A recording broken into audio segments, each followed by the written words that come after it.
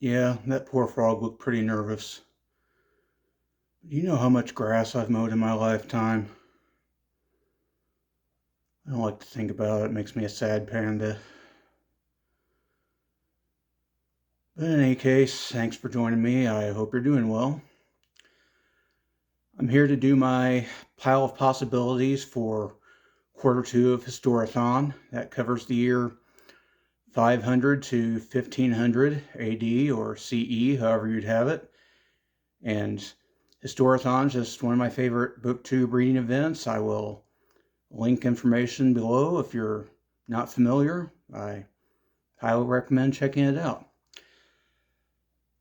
But before I get into my possible upcoming reads, fill you in on what's going on now. I continue with Battle Cry of Freedom by James McPherson. Around 700 pages in.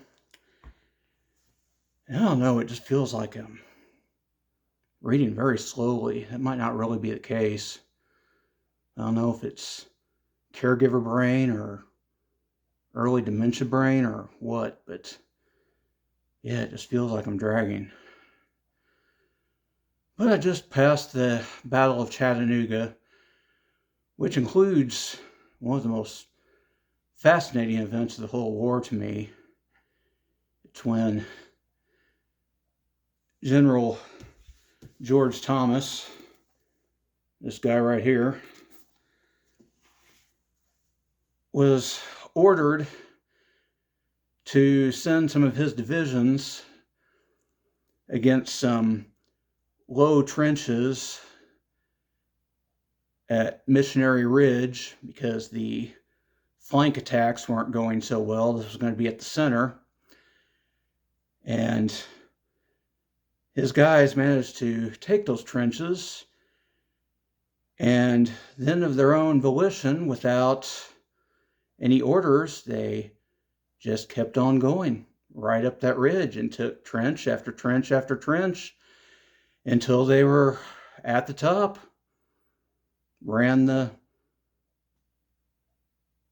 basically Bragg's entire army out of their position. So pretty crazy stuff. I don't know what possessed them to do it, but worked out for them, luckily. And it really was serendipity, because by all rights, it really should have been another bloodbath like a Fredericksburg or a Pickett's Charge or a Cold Harbor, but it's not how it turned out in this case. It's definitely one of those events, if I could go back and see it for myself, I would like to, because it had to be a sight to see. But enough of that. That's what I'm currently reading, very slowly, evidently. And what do I plan to read for Q2 of Historathon? Let me see if I can actually operate my e-reader here. Okay, well, since I've kind of gotten into a American history phase with all this Civil War reading, and I've been, as part of that, kind of hitting some American short stories and poetry, I'd kind of like to continue with that trend in my history reading as well. And of course, to hit the proper time frame for Historathon, I almost have to go back to the Native Americans. So I have here a book about Cahokia. It's a major urban center for the Mississippian civilization. That pictured there is Monk's Mound. I've been there several times. It's located right across the Mississippi River from St. Louis, Missouri, actually, on the Illinois side. There's actually a whole series of mounds up there. Monk's Mound is the largest. So, yeah, I've always been fascinated by Cahokia. I like to learn more about it, so don't know what more to say. That's one of my possibilities. Another possibility about the Native Americans of this time period. I have here this book, City of Sacrifice. Of course, about the Aztecs. And rather than try to ramble awkwardly about it, I'll just read you the back cover here. In City of Sacrifice, David Carrasco confronts fiercely provocative questions about violence and civilization.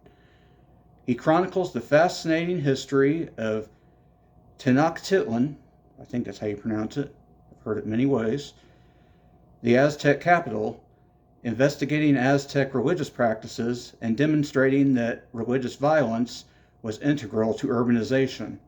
The city itself was a temple to the gods. If ritual violence against humans was a profound necessity for the Aztecs in their capital city, is it central to the construction of social order and the authority of city-states?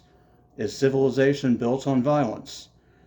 Majestic in scope, City of Sacrifice illuminates not only the history of a major Mesoamerican city, but also the inseparability of two passionate human impulses, urbanization and religious engagement. Well, those kind of big questions are kind of above my pay grade, but certainly sounds fascinating. I mean, human sacrifice, how can you go wrong with that? At least for the interest factor. I guess it's not so wonderful if you're the victim, of course, but I guess that's the way the ball bounces, isn't it? But yeah, possibility number 2. Okay, another possibility. I have here Meetings with Remarkable Manuscripts by Christopher de Hamel. And it's just a little breakdown of the provenance history of 12 important manuscripts in that era. Again, I guess I'll just read you the inside flap here. It'll tell you better than I can. Meetings with Remarkable Manuscripts is a captivating examination of 12 illuminated manuscripts from the medieval period. Noted authority Christopher de Hamel invites the reader into intimate conversations with these texts to explore what they can tell us about 1,000 years of medieval history, and about the modern world, too. They've always got to throw that in, don't they? In so doing, de Hamel introduces us to kings, queens, saints, scribes, artists, librarians, thieves, dealers, and collectors.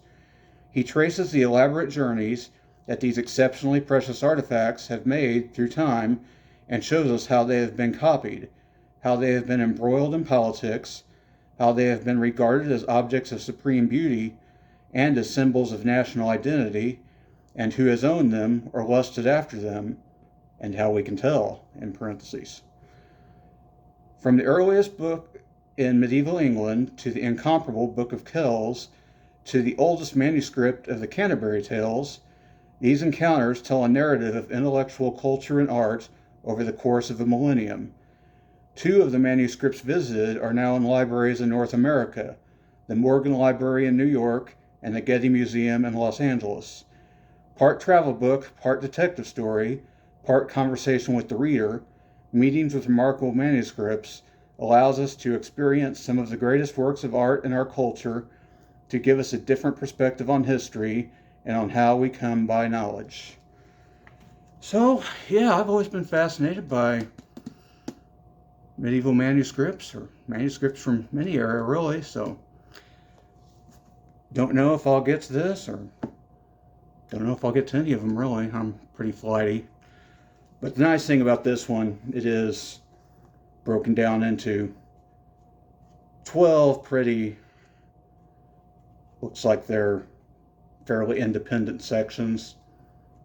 So if I wanted to, I could just take 1, 2, or 3 of them, whatever I'm in the mood for. So don't necessarily have to read the entire book. Okay, that's the last of my nonfiction history. With Historathon, there's also an option for what Vin, the creator of the event, calls side quests.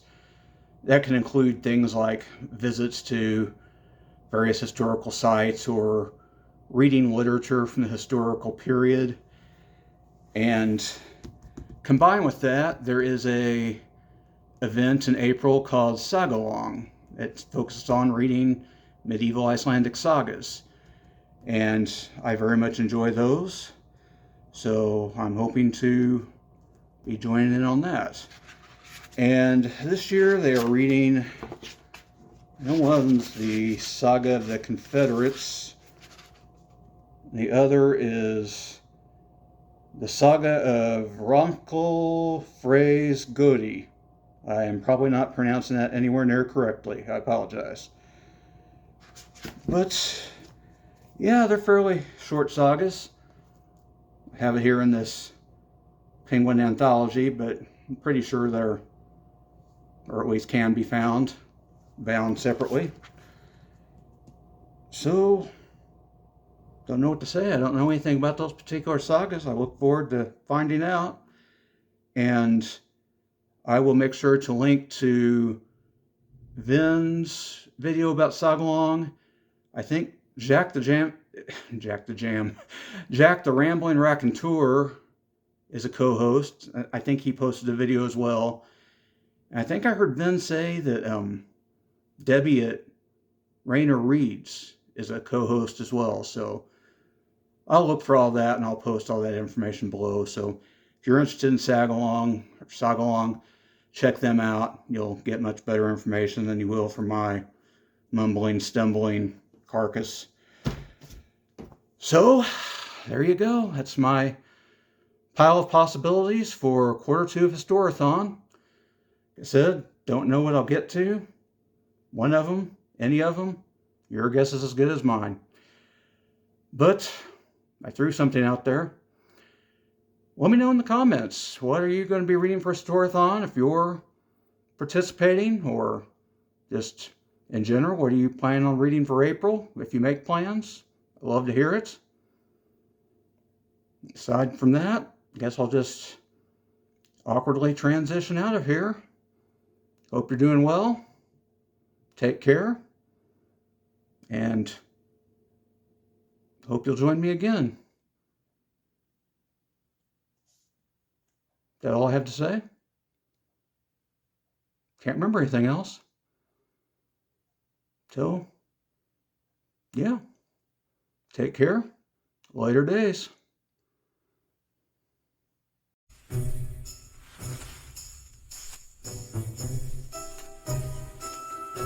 But am I not turtly enough for the Turtle Club?